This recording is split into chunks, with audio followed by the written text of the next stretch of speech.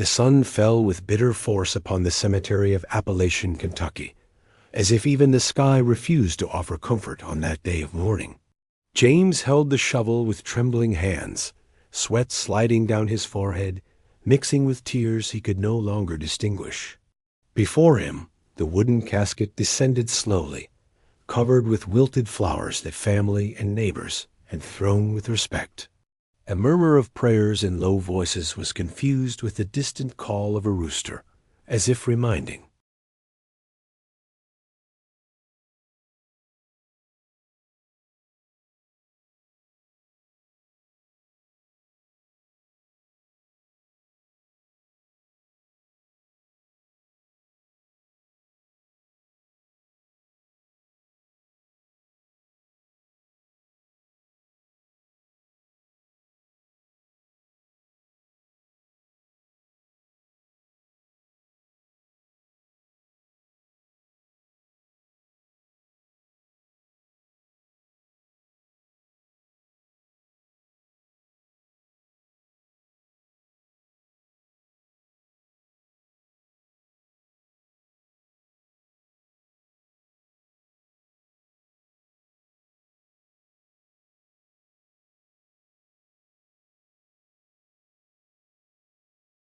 Dropped the shovel. The metallic sound echoed like a scream in the middle of the silence. Everyone looked at him in bewilderment, some with compassion, others with silent criticism. He lowered his head, feeling shame bite at his soul, but inside him the confusion was even greater. He couldn't deny it. The voice had sounded so real, so close, as if someone were whispering in his ear. He closed his eyes for an instant and remembered the serene face of his father in his final days, his tired gaze.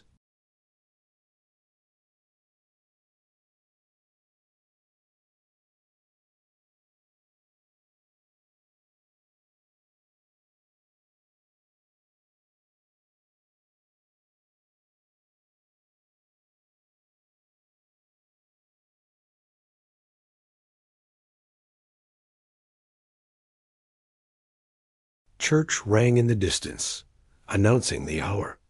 With each toll, his anguish grew. Part of him wanted to believe that it had been a simple delusion born of pain and exhaustion. Another part, the one that still kept alive the faith inherited from his father, told him that he should not ignore it.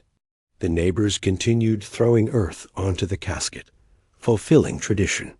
James could barely move. His hands were sweating, and the crucifix hanging from his neck seemed to weigh double. A man from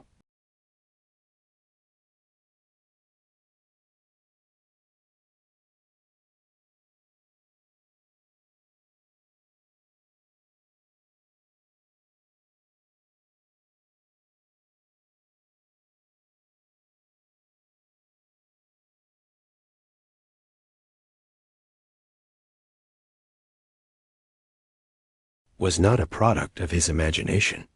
The grave was covered, flowers arranged on the fresh earth. People began to withdraw, saying words of consolation.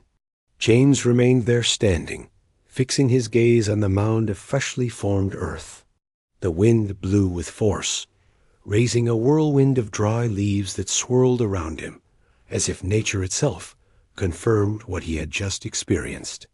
The young man clenched his fists, breathed deeply, and whispered with barely a voice, "Father, if you are at peace."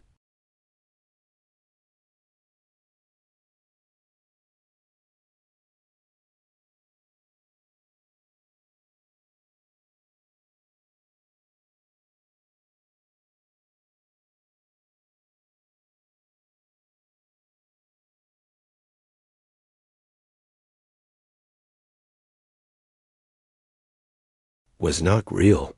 He rubbed his face with both hands, as if he could erase the memory of that voice.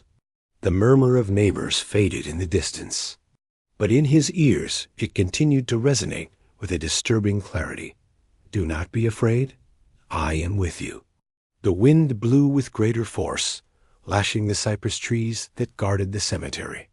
The creaking of branches and the whistling of air seemed like hidden whispers. James shuddered. Maybe it was just that the wind, he muttered aloud, though he himself.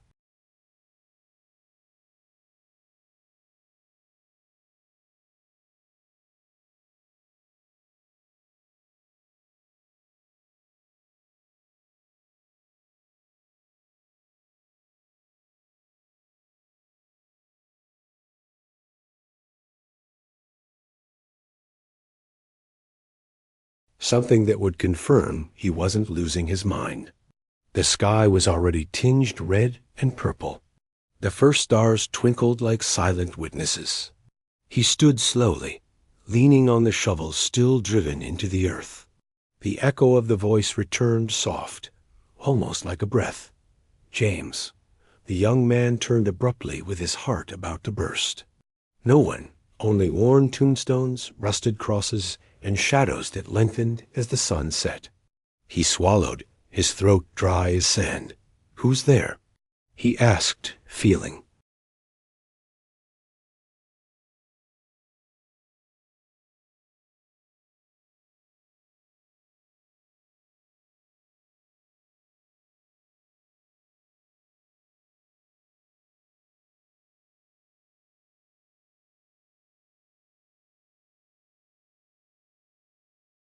Under his boots. With each step, doubt gnawed at him. Had it been faith playing a trick on him, or had he really experienced something supernatural? At the gate, a neighbor stopped him. It was Mrs. Sarah, an older woman with a keen gaze. "I saw you standing there, son," she said in a low voice. "You seemed to be talking to someone." James felt a chill. He avoided her eyes, feigning calmness. "I was just praying, ma'am. Nothing more." She nodded slowly, but didn't seem convinced. "Your father always."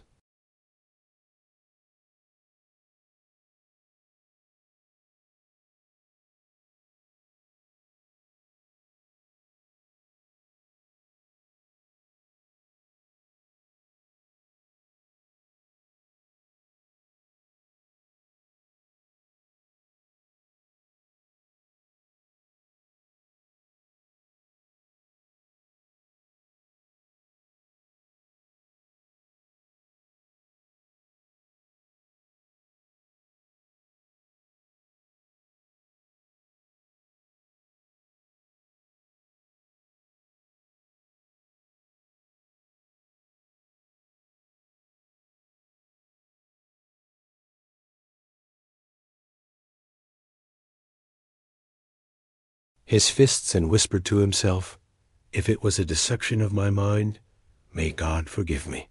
But if it was real, I need to know." The path to truth had just begun, and although fear accompanied him, so did the certainty that he was not alone. The road back home seemed endless. James advanced with heavy steps through the town's cobblestone streets, barely illuminated by yellowing lights that buzzed with intermittence. The air smelled of wood smoke and fresh tortillas, but there was no comfort in.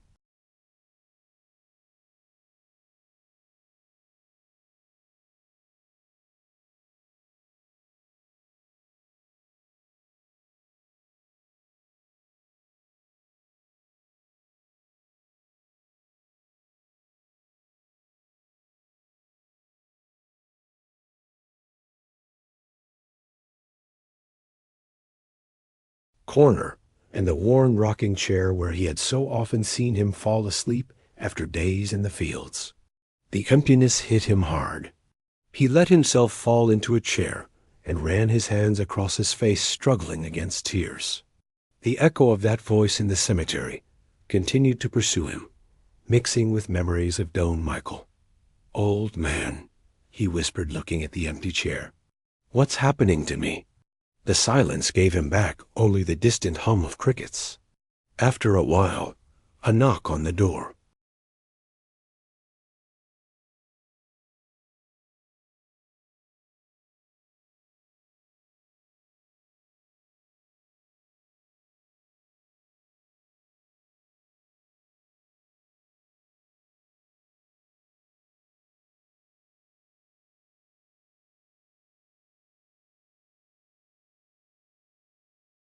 Blood rumors. Exactly what he had feared. It wasn't anything like that, Don Robert. Just pain.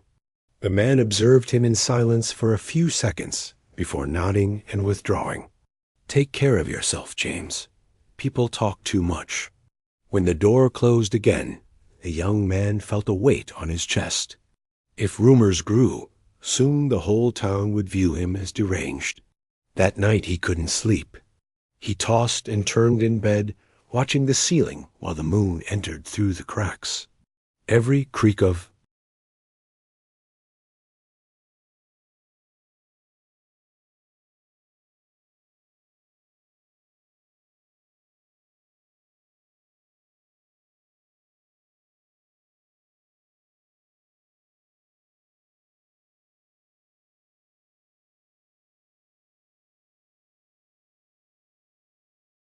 reach his ears.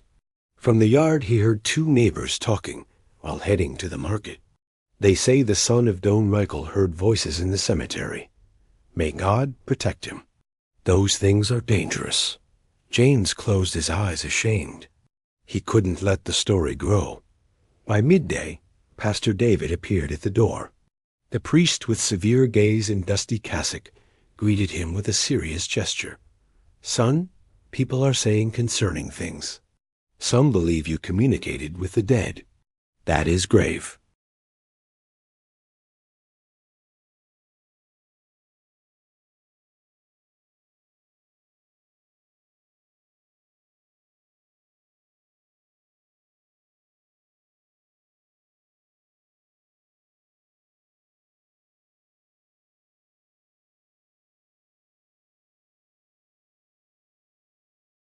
Contemplating the cloudy sky that threatened rain, and said with a lump in his throat, I can't escape from this.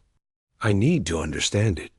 The weight of the mystery grew stronger each day, and the solitude of that empty house only amplified it. The fourth night after the funeral, James fell asleep exhausted by accumulated tension. Fatigue overcame him quickly, but his sleep was not ordinary. Instead of the usual darkness, he found himself in an open field illuminated by a clarity that came from.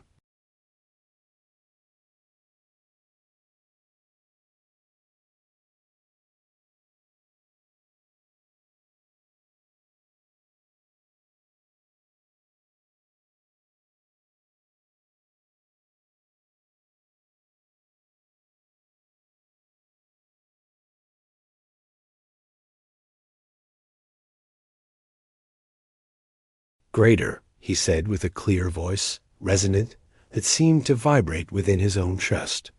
James fell to his knees. Hot tears blurred his vision. Who are you? He asked with barely a voice. The figure didn't respond with a name, only extended his hand and pointed upward, where a star shone with unusual intensity. Then the light began to envelop everything, and James felt an immense peace, as if his father's death pain had dissolved in that instant. He awoke startled, drenched in sweat. His.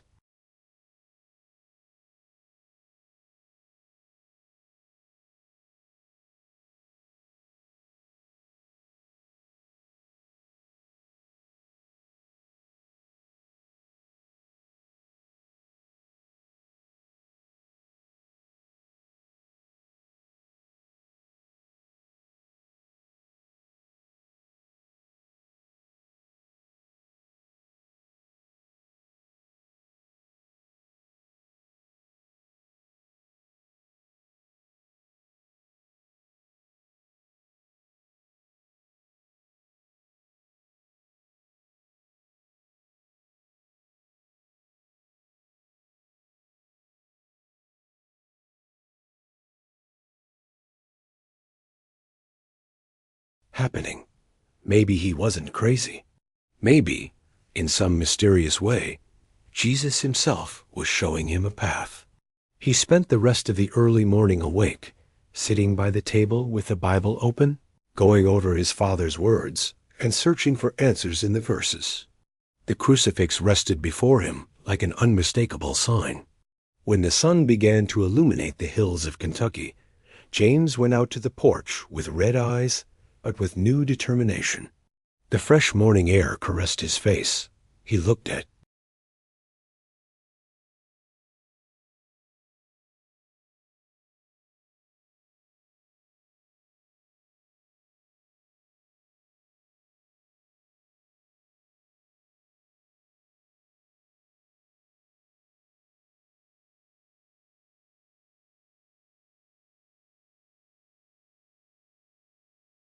Pocket and the certainty that his path was just beginning. He closed his eyes and let the morning breeze remind him he was not alone. The days that followed were a whirlwind of uncertainty for James. Although he tried to return to his routine on the farm, each day was marked by those strange signs that kept him on edge. The first sign came one morning while walking toward the field. A group of birds followed him from the time he left the house. It wasn't unusual to see birds flying around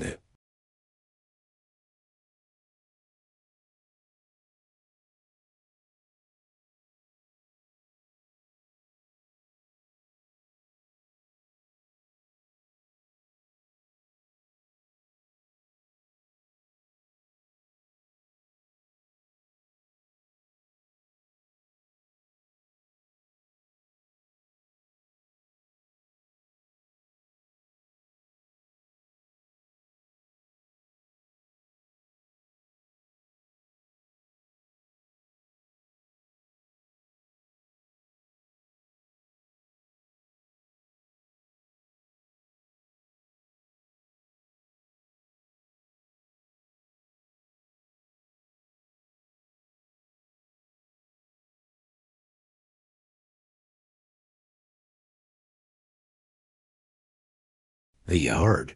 The cricket song seemed to blend with voices repeating his name. 3 days later, Ellen appeared in town, a childhood friend who had left years ago to study nursing in the city.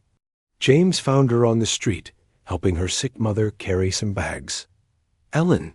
he exclaimed, surprised. She looked at him with a weary smile. "James, how long has it been? I'm so sorry about your dad." He thanked her with a handshake, and after helping her carry the bags, they walked together for a stretch.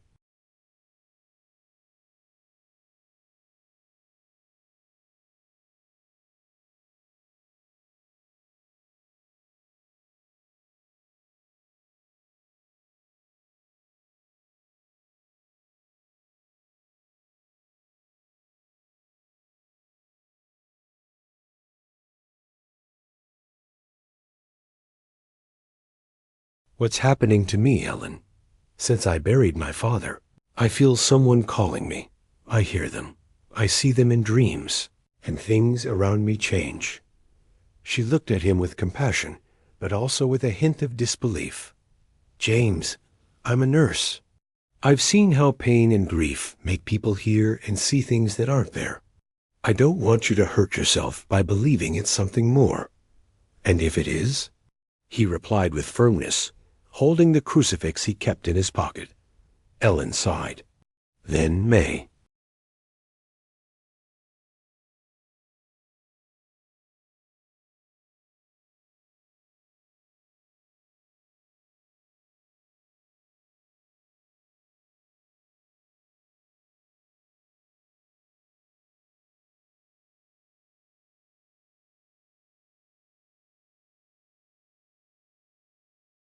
Could he explain that crucifix reappearing? The doubt tore him apart, but the fire in his chest kept burning. And although he tried to silence what he felt, he knew that the signs only intensified with each passing day. Dawn painted the Kentucky hills with orange tones when James decided he could no longer keep doubting. Something inside him pushed him toward the mountain where he had so often gone to pray with his father. He remembered how, as a child, Don Michael would take him to the summit to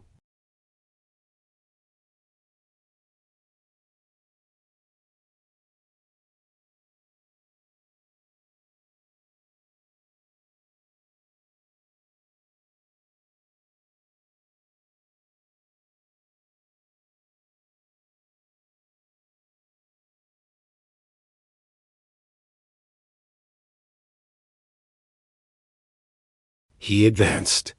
The path became steeper, but exhaustion didn't stop him. When he reached a clearing in the mountain, he stopped to catch his breath. Before him stretched an immense landscape, the green fields of the valley, the tiny town in the distance, and the open sky like an infinite blanket. That was when he felt it. A warm breeze ran across his skin, different from any other. It wasn't common wind. It was as if a living presence enveloped him. James remained still with eyes wide open. From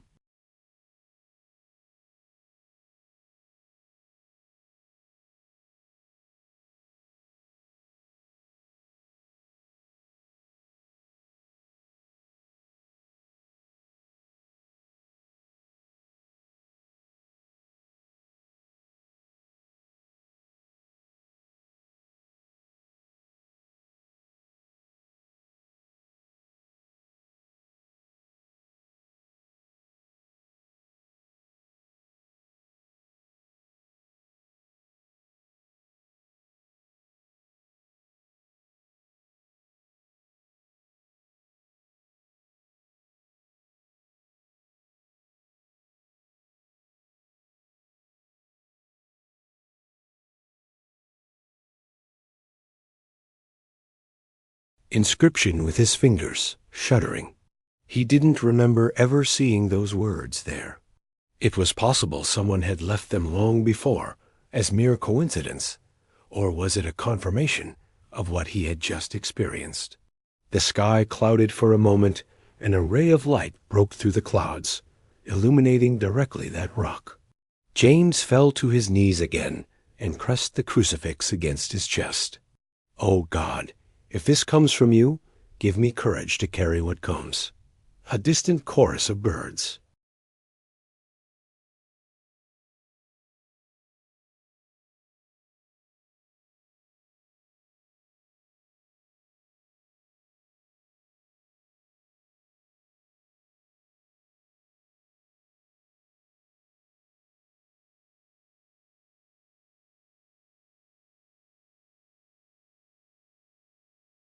The roofs of his town in the distance.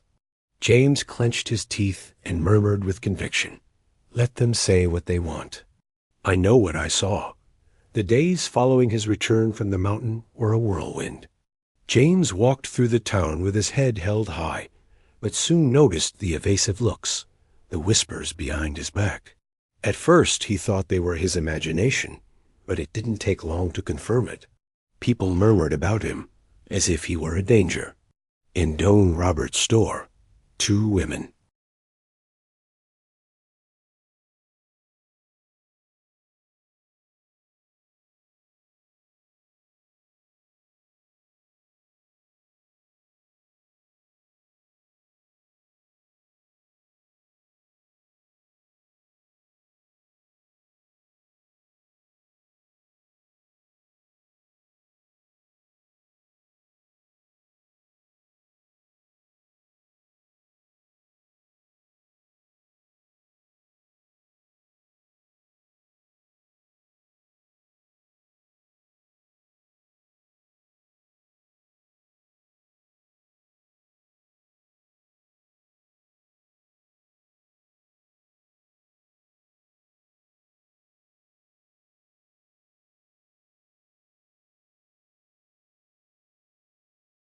Blaspheme.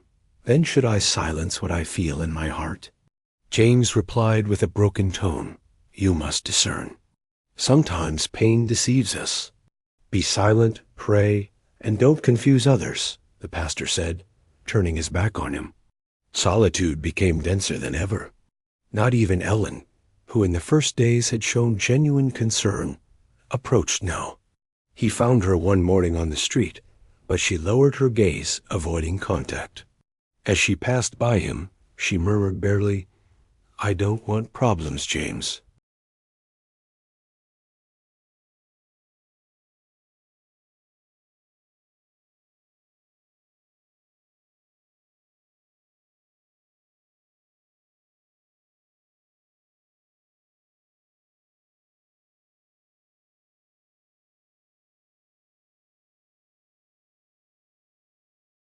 Me alone?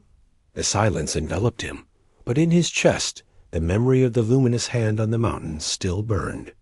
That spark was the only thing keeping him standing, although the weight of contempt nearly destroyed him. Days passed and rejection transformed into isolation. They no longer invited him to community gatherings, nor called him to help with the town's work. Children whispered "crazy man" when they saw him pass. Some even closed their doors in his face when he asked for work.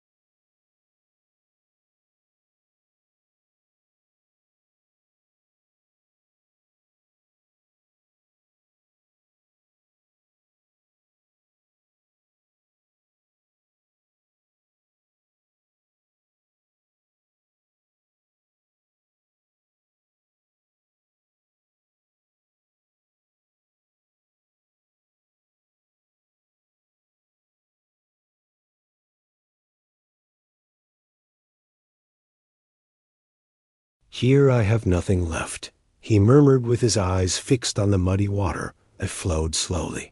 He imagined leaving behind his father's grave, the empty house, the memories that haunted him. Pain mixed with fierce doubt. What if it was all a trick of my mind? He let himself fall on a rock, covering his face with his hands. The weight of desperation oppressed him. "I can't take any more," he gasped. But that same night, an unexpected event shook him.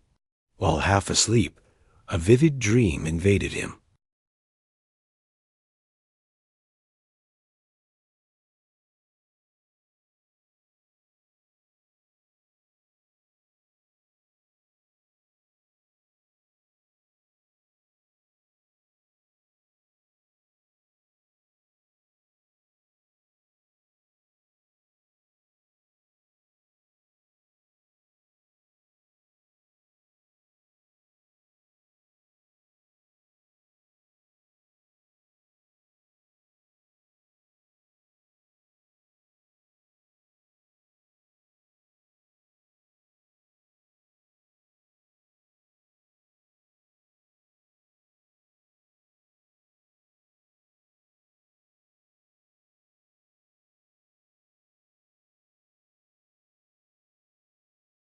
"Tommy," he responded between sobs.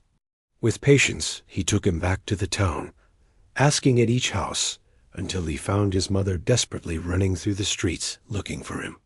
The woman, seeing him arrive with the boy in his arms, fell to her knees crying with relief. "God bless you, James. You gave me my life back." He stood still, moved. He remembered his dream, the voice, the clear instruction. That couldn't be coincidence. The news spread quickly, although many still looked at him.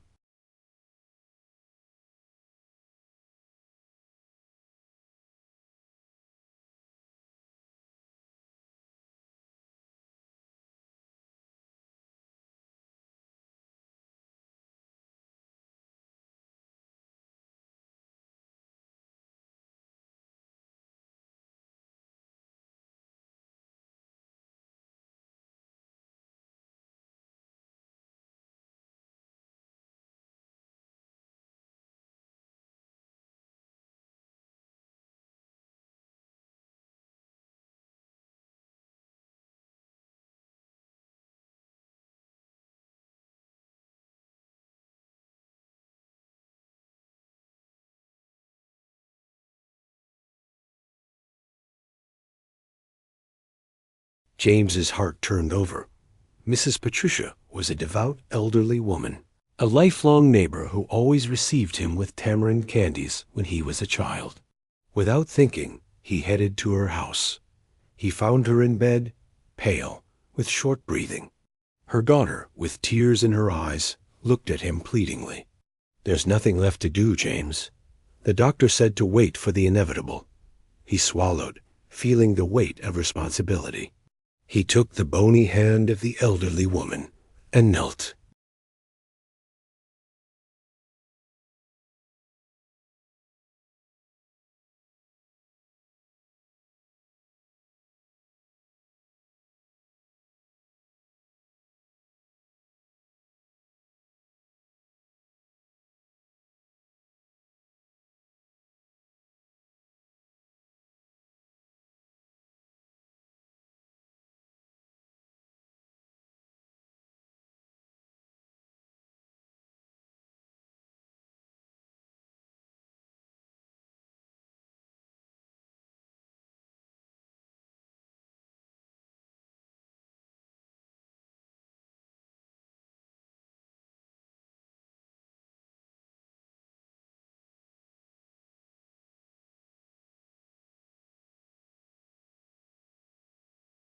Smiled at James and said, "Jesus spoke to me in dreams. He told me you had a mission." The silence was broken by murmurs of surprise. Some crossed themselves. Others shook their heads, unable to believe what they were witnessing. The news ran like wildfire through the town. That afternoon, the streets were full of comments. Mrs. Patricia was cured out of nowhere. They say James prayed for her. Will he have a gift? James walked with his heart racing. He didn't feel proud, but overwhelmed. Why me? He.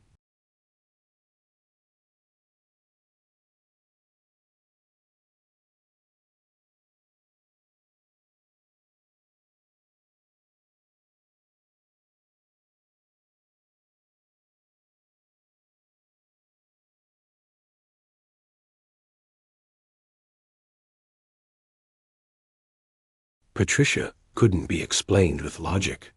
And although many still doubted, that experience was beginning to awaken faith in hearts that once despised him. James closed his eyes, clinging to the crucifix, while in him a flame ignited that pushed him forward. Something was moving in the town, and he, whether he wanted it or not, was at the center of it all. The miracle of Mrs. Patricia stirred the heart of the town, but also that of Ellen.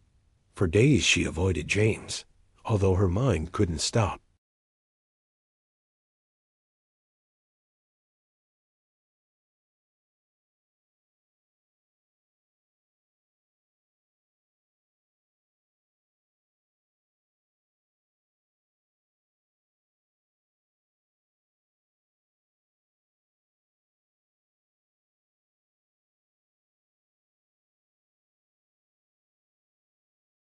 Thought you didn't want to approach me anymore.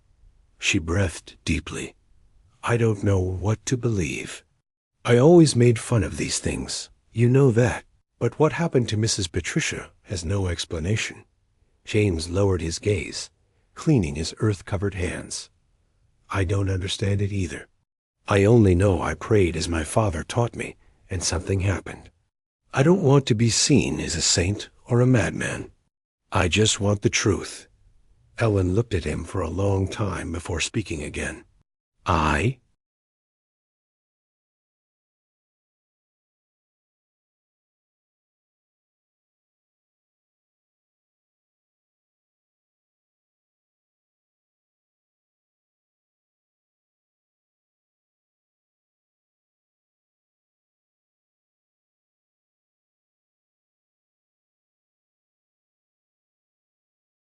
Answered. I felt like God abandoned me too when I buried my father. But now I don't know how to explain it, Ellen. It's as if he left a bridge open so I wouldn't sink. She looked at him carefully and for the first time in a long time let her guard down. And aren't you afraid? Don't you think it could all just be your mind deceiving you? Of course I'm afraid, he admitted. Every night I doubt, but every time I want to give up, something happens. A boy saved, an old woman healed. Coincidence.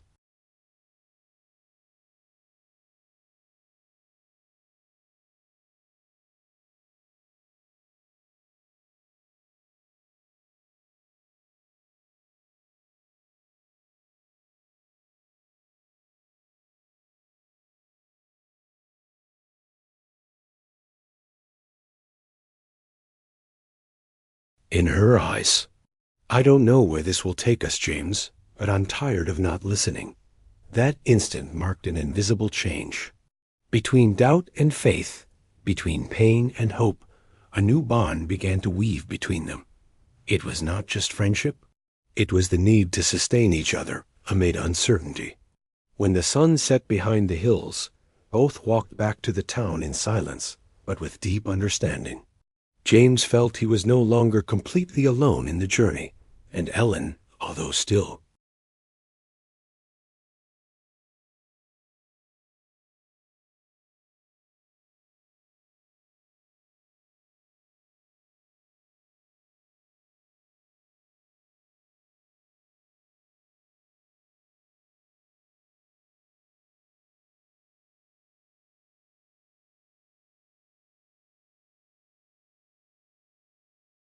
recognized his father's handwriting, firm but somewhat twisted with age.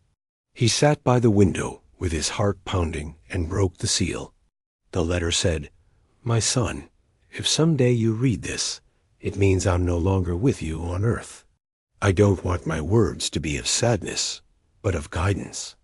Life taught me that pain can darken everything, but faith is like a lighthouse in the midst of a storm. I know that moments will come when you doubt, when you think God is silent, but believe me, He never stops."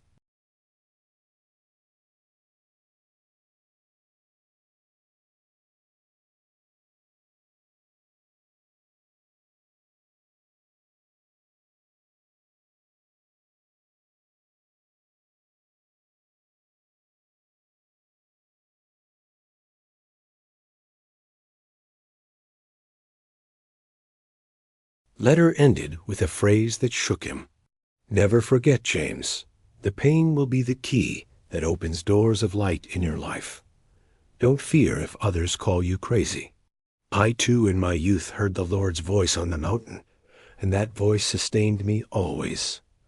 The young man let the letter fall on his knees. A deep sob escaped his chest. His father had also had similar experiences. This confirmed what he felt. He wasn't losing his mind. It was part of something that came from long before. That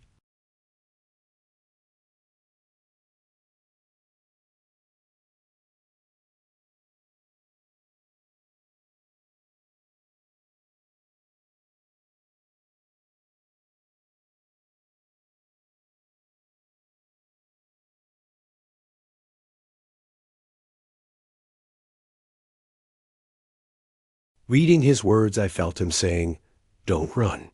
Ellen looked at him with tenderness. "You're not alone, James. I'm here. Although it still costs me to believe everything, I don't think I'll leave you." Those words were a balm. James lifted his gaze toward the sky, where a star shone brighter than the others, and murmured with gratitude, "Thank you, Father. Thank you, Lord."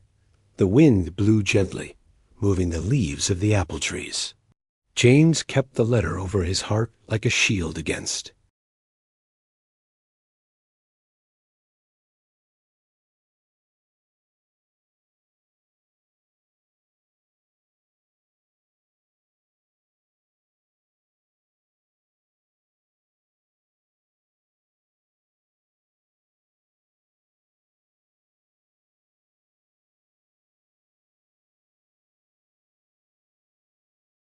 James heard the laments. "If it doesn't rain soon, we'll lose everything," said a man with his hat in his hand. "We prayed already, we asked, and nothing happens," replied another with bitterness. Everyone's eyes fixed on James, some with hope, others with reproof. He felt the weight of those gazes and pressed the crucifix in his pocket. His father's letter echoed in his memory. Pain will be the key that opens doors of light in your life. That same afternoon he gathered courage and spoke aloud.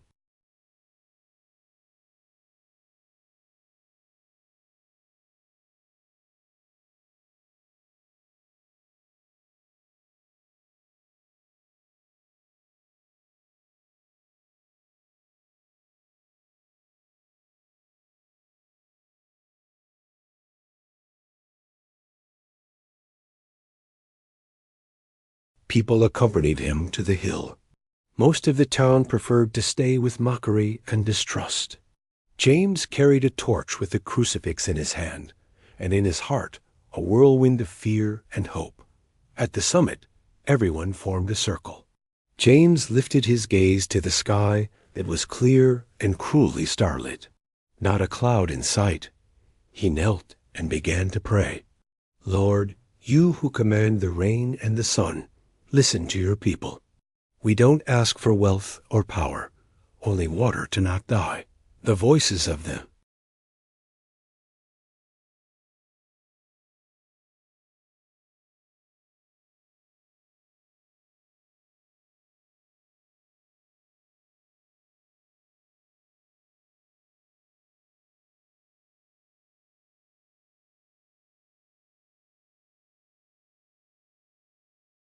cried out to the sky, Lord, if you really send me, show us your mercy now.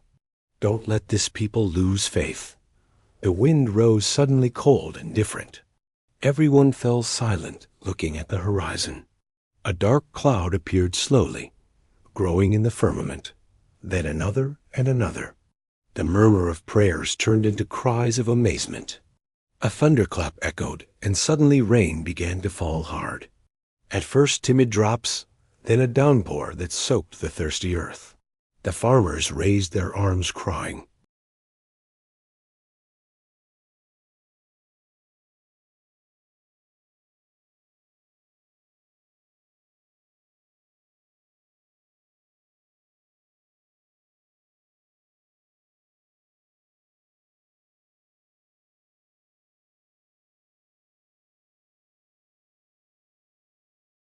happen.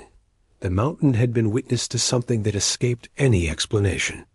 James, though exhausted, knew the test was just beginning.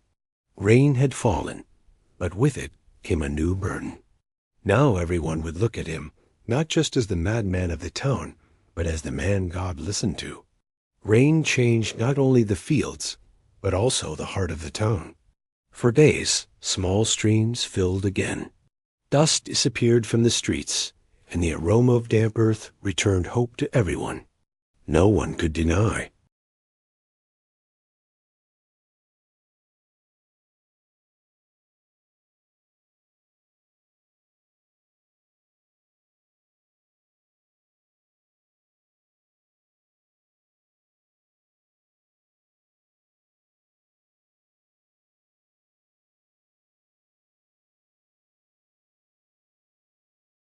One night, while walking together under moonlight, she said with frankness, James, people are starting to see you as a guide. Doesn't that scare you? He sighed, looking at the starlit sky. It terrifies me. I'm just a farmer. I only know how to pray as my father taught me. But what happened on the mountain, she insisted, is not something anyone can provoke. James shook his head. I didn't provoke anything. It was God, and if the people look at me differently, let it be to come closer to him.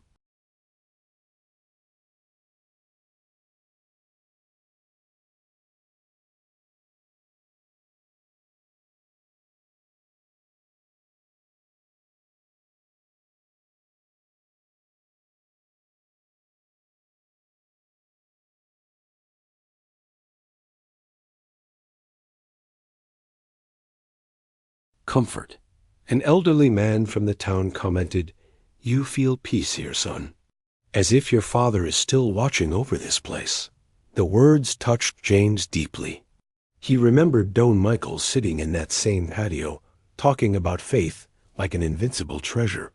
Now, without planning it, that legacy had become a refuge for many.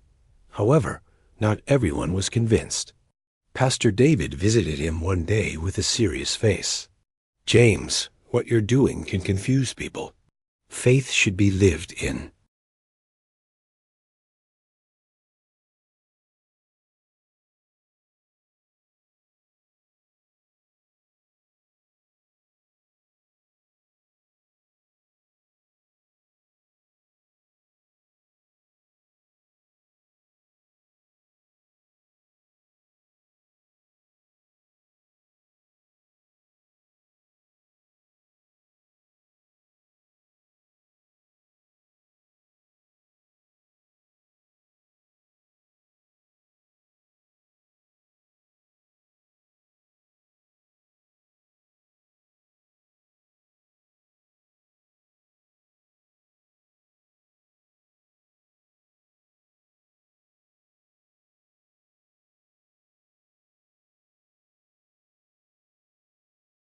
Heart, he understood that pain had opened the door to something he never could have imagined, being a bridge of hope for others.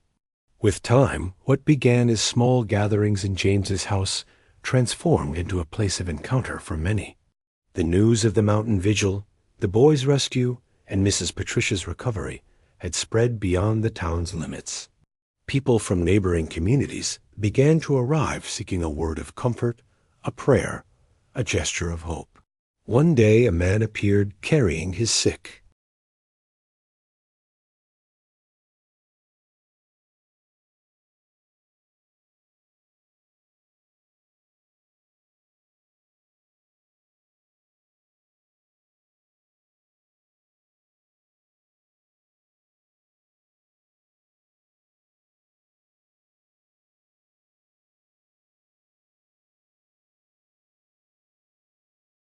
Anything close to a saint.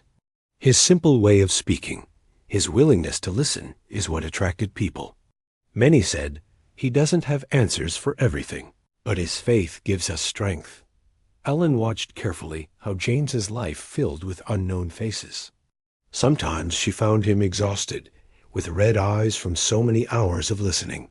One night she said firmly, "You must take care of yourself. You can't carry everyone." "I know," he replied, resting his forehead on his hands. "But when I—"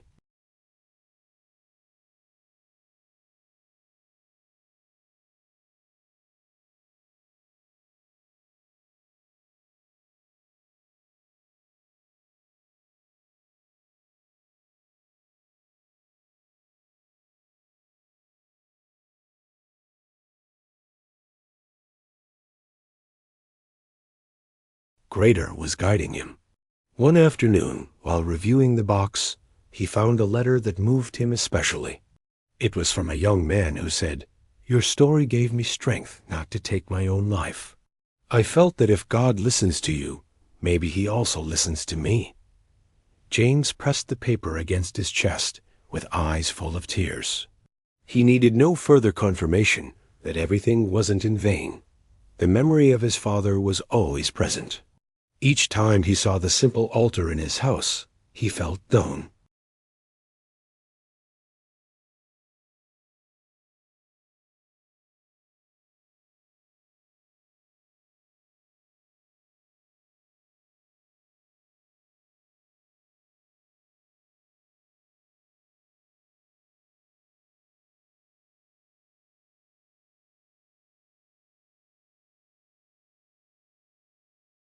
Heir to a light that began with your father. He smiled with humility. "It's not mine, Ellen. It's God's. I'm just a blurry reflection." She took his hand because even a reflection is enough to guide many in the darkness. In the field's silence, James understood that the path he had begun with tears at a grave had now become a trail of hope for others. And although he sought no recognition, he felt his life had a new purpose, to be a witness to the light he had inherited. Time had passed, and with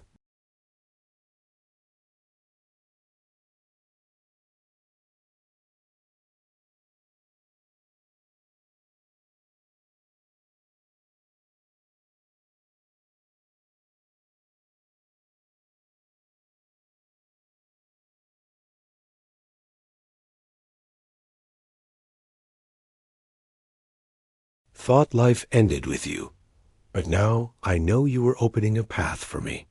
The wind blew softly, moving the flowers in his hands. James closed his eyes and let silence speak. He remembered the first time he heard that voice, the confusion, the pain, the fear of going mad. Now all that seemed like a necessary bridge to reach this moment of peace. Ellen appeared behind him, walking with a steady step. She wore a scarf on her head and a serene smile. "I knew I'd find you here," she said, placing a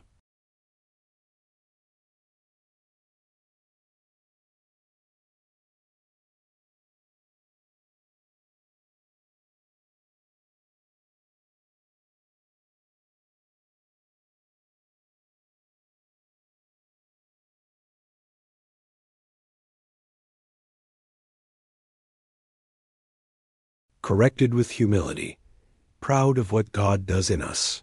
The sky covered with light clouds, letting the sun through rays that bathed the grave with warm glow. James interpreted that moment as a silent confirmation. He needed no more proofs. Faith was no longer a burden, but a path that would accompany him to the end. Returning to the town, life continued flowing. Children played in the plaza. Farmers laughed while working. And in James's house, the altar continued receiving those seeking comfort.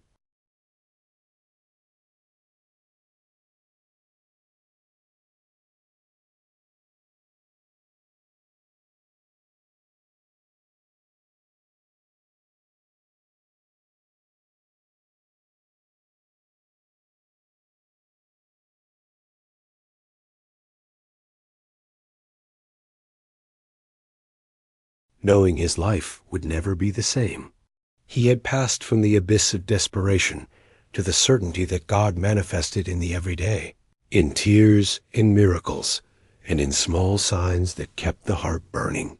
Faced with all that he lived, he understood that the true miracle wasn't having heard voices or seen apparitions, but having found meaning in the midst of pain. And that meaning was summarized in a simple truth. He was never alone. With a light heart, James lifted his gaze to the sky and